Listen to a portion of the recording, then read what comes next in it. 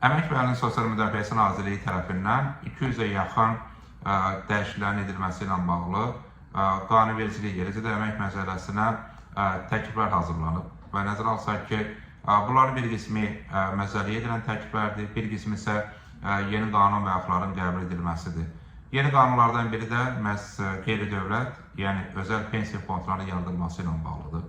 Özəl pensiya fondlarının fəaliyyəti əksər inkişaf etmiş ölkələrdə var və özəl pensiya fondları vətəndaşlara iki mənbədən pensiya almaq imkanı yaradır. Nəticə itirir vətəndaş həm dövlət, həm özəl pensiya fonduna ödəniş edir.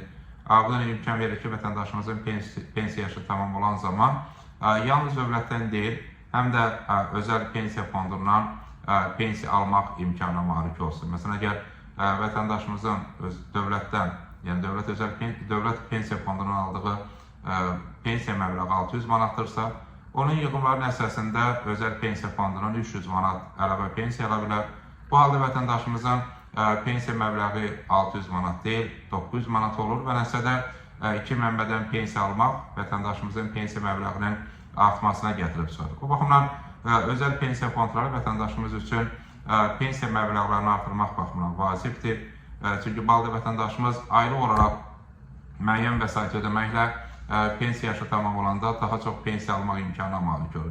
Təbii ki, bu xüsusən xarici praktika göstərir ki, özəl pensiya fondlara yığılan kapitaldan daha tez istifadə edilməsi mümkündür və bu kontekstdə bu da təbii ki, imkan verir ki, həmin və həm fonda yığılan kapitalın bir hissəsindən daha tez istifadə olunsun, bu da kapitaldan, pensiya kapitalına daha tez istifadəyə imkan yaradır. Eyni zamanda bu həm də imkan verir ki, pensiya fonduna yığılan vəsaitlər ya aylıq, ya müəyyən hissi ödənilsin. Yəni bu zaman artıq vətəndaş qarşılıqlı razılaşma əsasında vəsaitin ödənilməsi qrafikini müəyyənləşdirə bilir. Bu da təbii ki, məhz pensiya fondundan daha səmərəli istifadə baxımından vacibdir.